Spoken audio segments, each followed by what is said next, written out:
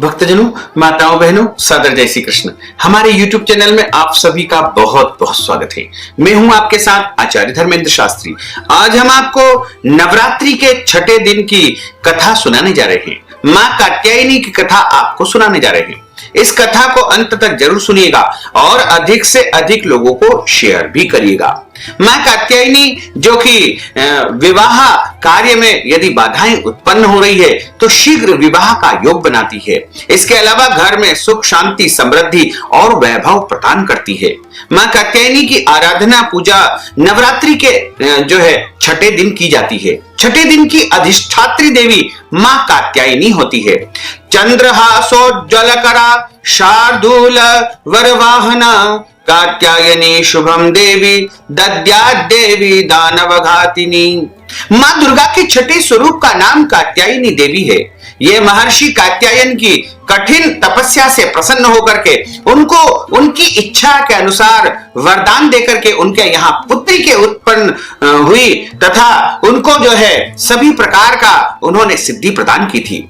महर्षि कात्यायन ने सर्वप्रथम इनकी पूजा की थी। इसी कारण इन देवी का नाम कात्यायनी हुआ। मां कात्यायनी अमोघ फलदायिनी है। दुर्गा पूजा के छठे दिन मां कात्यायनी की उपासना तथा पूजा की जाती है। इस दिन साधक का मन आज्ञा चक्र में स्थित होता है। योग साधना से इस आज्ञा चक्र का अत्यंत महत्वपूर्ण स्थान है। इस चक्र में स्थित मन वाला साधक मां कात्यायनी के चरणों में अपना सर्वस्व निवेदित कर देता है। परिपूर्ण आत्मदान करने वाले ऐसे भक्त को सहज भाव में मां कात्यायनी के दर्शन प्राप्त हो जाते हैं। इनका साधक लोक में रहता हुआ अलौकिक तेज से युक्त हो जाता है, यानी उसके अंदर एक अलौकिक प्रतिभा उसे प्राप्त हो जाती है। यदि किसी विवाह योग्य वर का या कन्या का विवाह यदि नहीं हो रहा है तो उनको मां कात्यायनी का पूजन अवश्य करना चाहिए। इसके अलावा जो विवाहित दंपत्ति होते हैं उनको भी जो है विवाहिक जीवन में सुख शांति के लिए, पति पत्नी में प्रेम बढ़ाने के लिए और घर में सभी प्रकार की सुख शांति समृद्धि के लिए मां कात्यायनी का विशेष पूजन अर्चन करना चाहिए। भगवती की पूजन के अनुसार ही इनका पूजन करने के बाद इनको शहद का भोग लगाया जाता है। शहद का भोग लगाने से मां कात्यायनी अत्यधिक प्रसन्न होती है तथा भक्तों को मनचाहा वरदान प्रदान कर देती है तथा इनका जो बीज मंत्र है उसका भी जाप करना चाहिए। जो मनुष्य मां कात्यायनी के बीज मंत्र का जाप करता है उसको अलौकिक तेज की प्राप्ति होती है तथा उसकी समस्त इच्छाओं की पूर्ति हो जाती है। इनका जो बीज मंत्र है वह इस प्रकार है। ओम क्लीम श्रीम त्रिनेत्राय नमः। ओम क्लीम श्रीम त्रिनेत्राय नमः। ओम क्लीम श्रीम त्रिनेत्राय नमः। इस प्रकार इस महामंत्र का आपको अपनी श्रद्धा के अनुसार, अपने समय के अनुसार अधिक से अधिक जाप करना चाहिए। इसके बाद श्री दुर्गा सप्तशती के 9वें अध्याय का पाठ यहाँ से प्रारंभ होता है। 9वें अध्याय की कथा हम आपको सुनाने जा रहे हैं। ऋषि बोले कि हे राजन, रक्त बीज के मर जाने पर एवं युद्ध में अन्य असुरों के भी मारे जाने पर शुंभ निशुंभ दैत्यों का क्रोध बढ़ गया। अपनी भारी सेना का नाश होता देख करके निशुंभ के क्रोध का पारा चढ़ गया। फिर दैत्यों की प्रधान सेना के साथ लेकर के निशुंभ युद्ध में दौड़ आया। उसके आगे पीछे दाएं बाएं बड़े बड़े राक्षस थे। वे क्रोध के मारे होठ काट रहे थे, कटकटा रहे थे। सभी देवी को मार डालने के लिए आ गए। कुपित होकर के शुंभ भी अपनी सेना के साथ में मात्र गणों से लड़ करके चंडिका को मार डालने की इच्छा से आ गया। तब देवी जी के साथ शुंभ और निशुंभ का बड़ा भारी युद्ध होने लगा। दोनों दैत्य बादलों की तरह बाणों की वर्षा करने लगे। अपने बाणों के समूह से चंडिका ने उनके बाण काट दिए। फिर शस्त्र समूह से उन दैत्यों के अंगों पर प्रहार किया। निशुंभ ने तीखी तलवार तथा चमचमाती ढाल उठा ली। देवी के पराक्रमी वाहन सिंह के सिर पर प्रहार किया। अपने वाहन पर इस प्रकार प्रहार होता देख करके देवी ने क्षुरप्र नामक बाण द्वारा निशुंभ की बड़ी तलवार तथा 8 चंद्रों वाली तलवार तथा ढाल के कट जाने पर उस दैत्य ने शक्ति चलाई। उसे सामने आता देख करके चक्र द्वारा उसके 2 टुकड़े कर डाले। तब तो अत्यंत कुपित होकर के निशुंभ दानव ने शूल उठा लिया और उसे फेंक दिया। देवी जी ने मुक्के के प्रहार से उसे भी चूर चूर कर दिया। गदा उठा करके फिर चंडिका की और उसने फेंकी। देवी ने उसके भी त्रिशूल द्वारा काट दिया और वह भस्म हो गया। इसके अनंतर दैत्यराज को फरसा उठाए आते देख करके देवी ने बाण समूह से प्रहार करके उसे पृथ्वी पर गिरा दिया। उस महाभयानक पराक्रमी भाई निशुंभ के इस प्रकार धराशायी होने पर शुंभ क्रोध से भर गया। मां अंबिका को मारने के लिए सामने आ गया और वह रथ पर बैठा था। उसकी बड़ी बड़ी अनुपम 8 भुजाएं थी।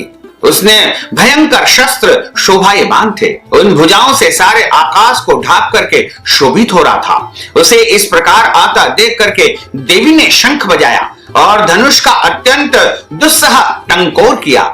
समस्त दैत्यों का तेज नष्ट करने वाले अपने घंटे का शब्द करके उससे दिशाओं को भर दिया। तब सिंह ने बड़े बड़े हाथियों के महामत को दूर करने वाली बड़ी भारी गर्जना लगाई।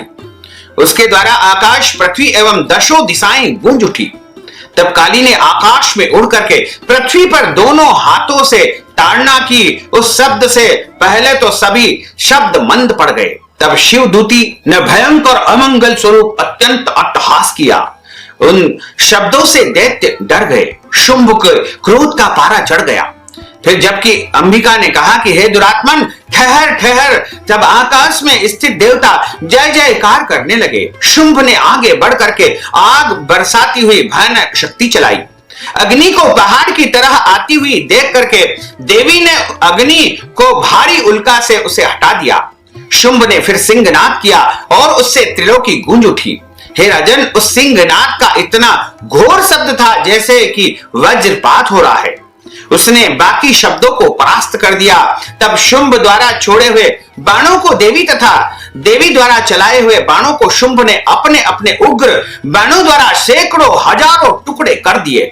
तब चंडिका ने कुपित होकर के शुंभ को शूल से मार गिराया।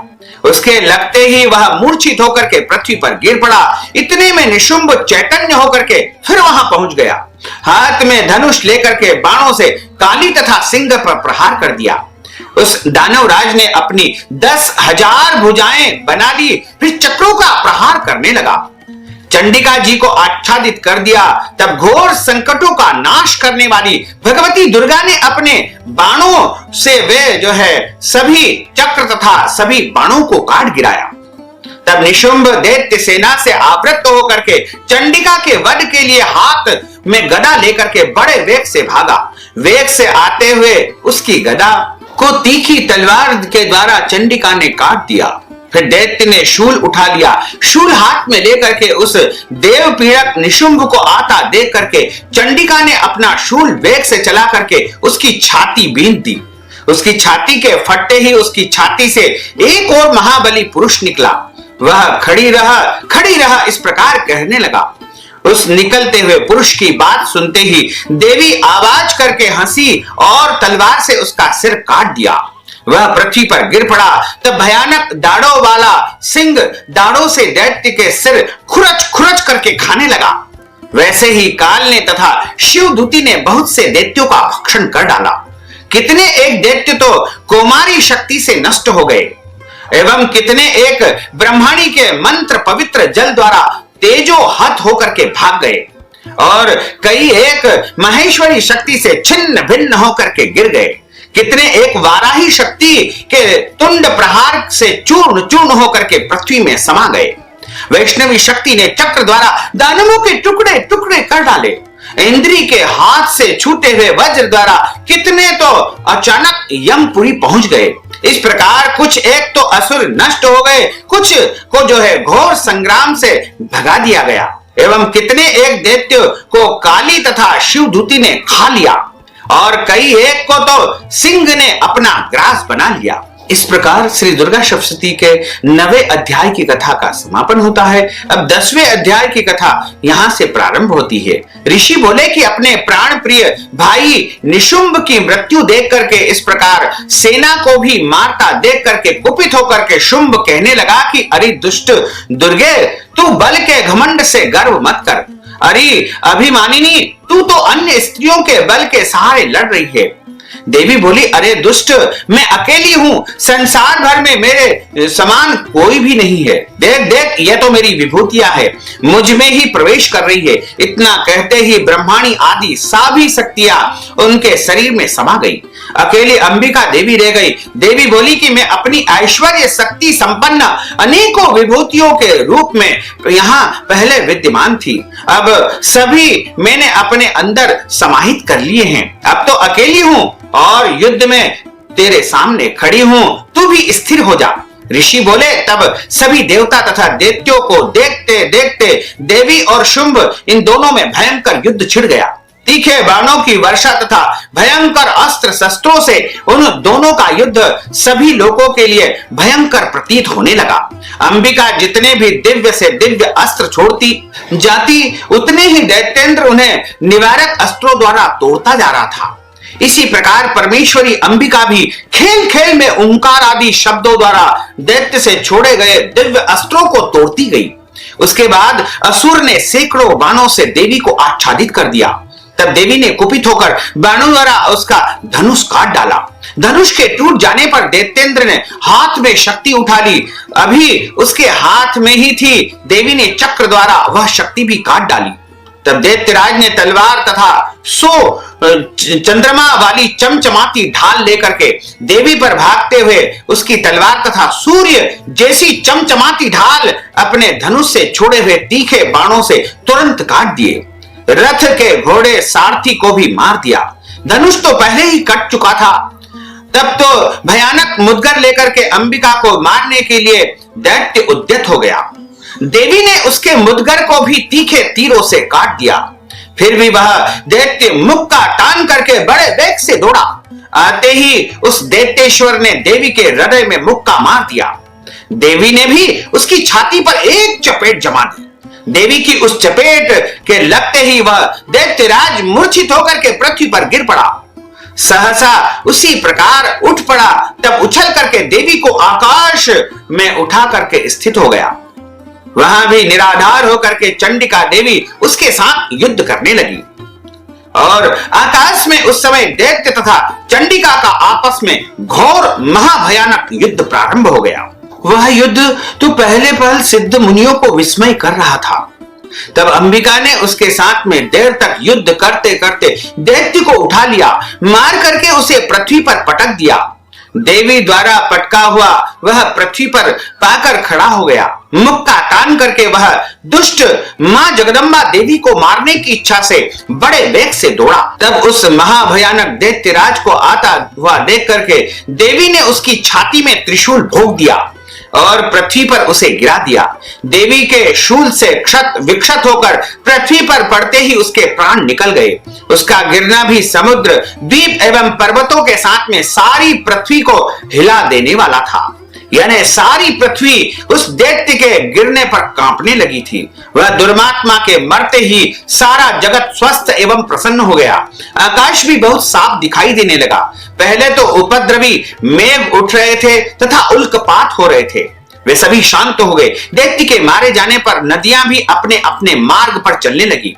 उसकी मृत्यु होते ही सभी देवताओं का मन प्रसन्न हो गया।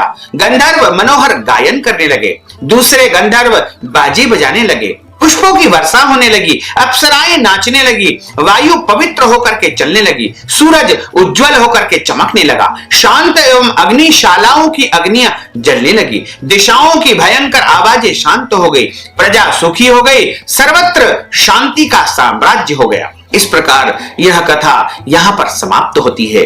बोलिए जगदम्बे मात की जय।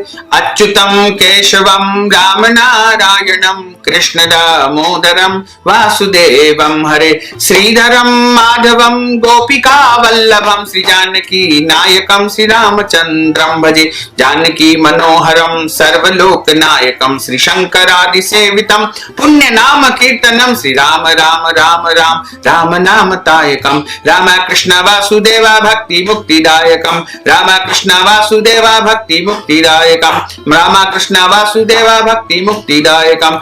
बोलिए जगदम्बे मात की जय।